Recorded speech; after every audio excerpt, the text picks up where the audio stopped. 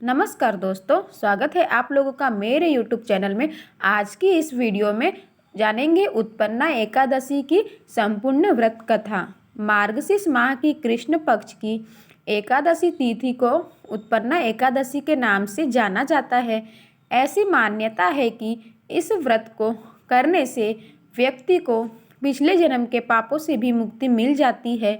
उत्पन्ना एकादशी का व्रत करने वाले को इस कथा का पाठ जरूर करना चाहिए, तभी मिलता है व्रत का पूरा फल।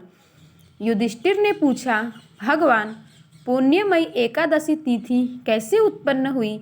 इस संसार में क्यों पवित्र मानी गई है तथा देवताओं को कैसे प्रिय हुई?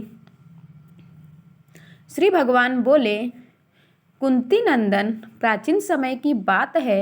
सत्ययुग में मूर नामक दानव रहता था।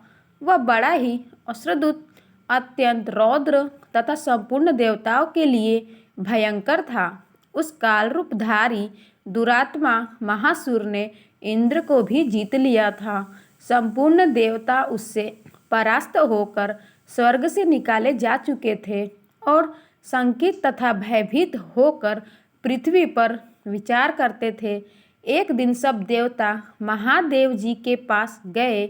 वहाँ इंद्र ने भगवान शिव के आगे सारा हाल कह सुनाया। इंद्र बोले, महेश्वर, ये देवता स्वर्गलोक से भ्रष्ट होकर पृथ्वी पर विचर कर रहे हैं। मनुष्यों में रहकर इनकी शोभा नहीं होती। देव, कोई उपाय बतलाइए। देवता किसका सहारा लें? महादेव जी ने कहा, देवराज, जहाँ सबको शरण देने वाली, सबकी रक्षा में तत्पर रहने वाली, जगत के शरण देने वाले, सबकी रक्षाएं तत्पर रहने वाले, जगत के स्वामी भगवान गरुण ध्वज विराजमान है, वहाँ जाओ, तुम लोगों की वे रक्षा करेंगे।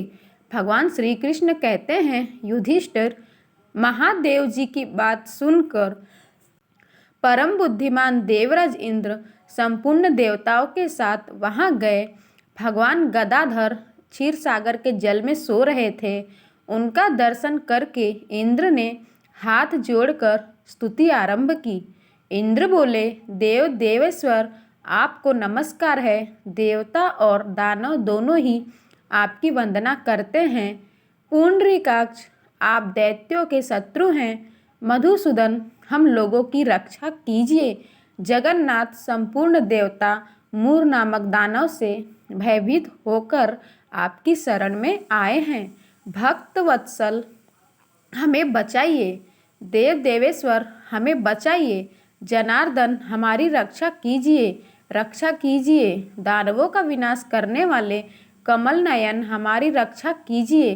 प्रभु, हम सब लोग आपके समीप आए हैं, आपकी ही शरण में आ पड़े हैं। भगवान, शरण में आए हुए देवताओं की सहायता कीजिए। देव, आप ही पति, आप ही मति, आप ही कर्ता और आप ही कारण हैं। आप ही सब लोगों को माता और आप ही इस जगत के पिता हैं। भगवान देव देवेश्वर, शरणगात वत्सल देवता भवित होकर आपकी शरण में आए हैं। प्रभु, अत्यंत उग्र स्वभाव वाले महाबली मूर नामक दैत्य ने संपूर्ण तूर देवताओं को जीतकर इन्हें स्वर्ग से निकाल दिया। इंद्र की बात सुनकर भगवान विष्णु बोले, देवराज, वह दानव कैसा है? उसका रूप और बल कैसा है तथा उसके दुष्ट रहने का स्थान कहाँ है? इंद्र बोले, देवेश्वर, पूर्व काल में ब्रह्मा जी के वंश में तालांजय नाम का एक महान असुर उत्पन्न हुआ था, जो अत्यंत भयंकर था। उसका पुत्र मूर दानव के नाम से विख्यात हुआ।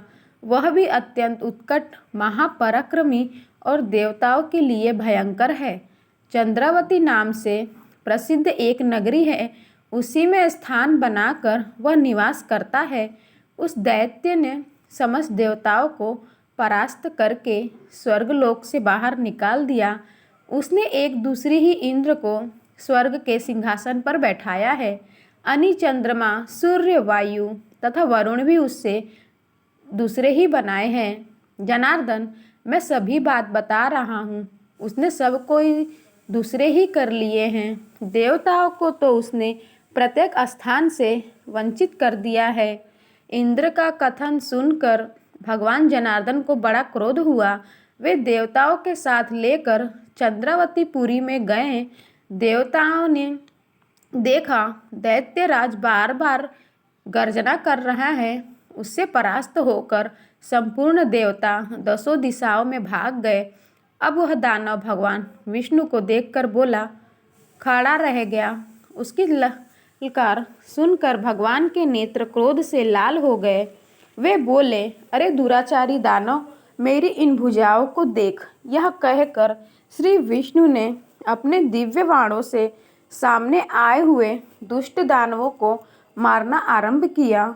दानव भय से विहल हो उठे। पांडुनंदन तत्पश्चात श्री विष्णु दैत्य सेना पर चक्का प्रहार किया। उससे छिन्न भिन्न होकर सैकड़ों योद्धा मौत के मुख में चले गए।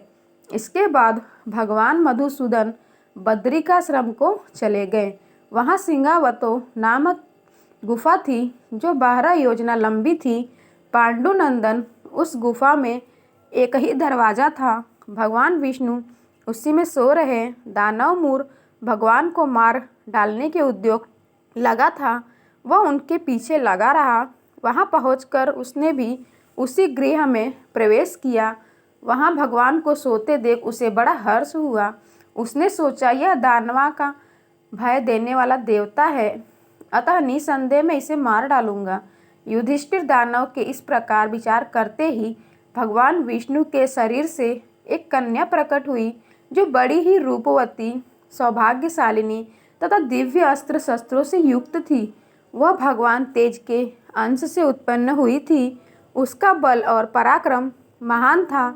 युधिष्ठिर दानवराज मुर ने उस कन्या को देखा। कन्या के युद्ध का विचार करके दानवों के साथ युद्ध के लिए याचना की। युद्ध छिड़ गया। कन्या सब प्रकार की युद्ध कला में निपुण थी। वह मूर नामक महान असुर उसके हुंकार मात्र से राख का ढेर हो गया। दानव के मारे जाने पर भगवान जाग उठे। उन्होंने दानव को धरती पर पड़ा देख पूछा, मेरा यह शत्रु अत्यंत उम्र और भयंकर था, किसने इसका वध किया? कन्या बोली, स्वामी, आपके ही प्रसाद से मैंने इसे महादैत्य का वध किया है। श्री भगवान ने कहा, कल्याणी, तुम कर्म से तीनों लोक मुनि और देवता आनंदित हुए, अतः तुम्हारे मन में जैसी रुचि हो उसके अनुसार मुझसे कोई वर मांगो। देव दुर्लभ होने पर भी मैं वर में तुम्हें दूंगा, इसमें तनिक भी संदेह नहीं है। वह कन्या साक्षात एकादशी ही थी। उसने कहा, प्रभु, यदि आप प्रसन्न हैं तो मैं आपकी कृपा से सब तीर्थों में प्रधान समस्त विम्रों का नाश करने वाली तथा सभी प्रकार की सिद्धि देने वाली देवी हूँ। जनार्दन, जो लोग आप में भक्ति रखते हुए मेरे दिन को उपवास करेंगे, उन्हें सब प्रकार की सिद्धि प्राप्त हो। माधव, जो लोग उपवास, नक्त अथवा एक भुक्त करके मेरे व्रत का पालन फिर करें, उन्हें आप धन, धर्म और मोक्ष प्रदान कीजिए। श्री विष्णु बोले, कल्याणी, तुम जो कुछ कहती हो वह सब पूर्ण होगा। भगवान श्री कृष्ण कहते हैं, युधिष्ठिर, ऐसा वर पाकर महाव्रता एकादशी बहुत उत्पन्न हुई। दोनों पक्षों की एकादशी समान रूप से कल्याण करने वाली है। इसमें शुक्ल और कृष्ण का भेद नहीं करना चाहिए। यदि उदय काल में थोड़ी सी एकादशी, मध्य में पूरी द्वादशी और अंत में त्रयोदशी हो तो त्रिस्पर्शा एकादशी कहलाती है। वह भगवान को बहुत ही प्रिय है। यदि एक त्रिस्पर्शा एकादशी को उपवास कर लिया जाए तो 1 सहस्त्र एकादशी व्रतों का फल प्राप्त होता है तथा इसी प्रकार द्वादशी में पारण करने पर सहस्त्र गुना फल माना गया है। अष्टमी एकादशी, षष्ठी, तृतीया और चतुर्दशी ये यदि पूर्व तिथि से विद्ध हो तो उनमें व्रत नहीं करना चाहिए। परिवर्तनी तिथि से युक्त होने पर इनमें उपवास का विधान है। पहले दिन और रात में भी एकादशी हो तथा दूसरे दिन केवल प्रातः दंड एकादशी रहे तो पहली तिथि का परित्याग करके दूसरे दिन की द्वादशी युक्त एकादशी को उपवास करना चाहिए।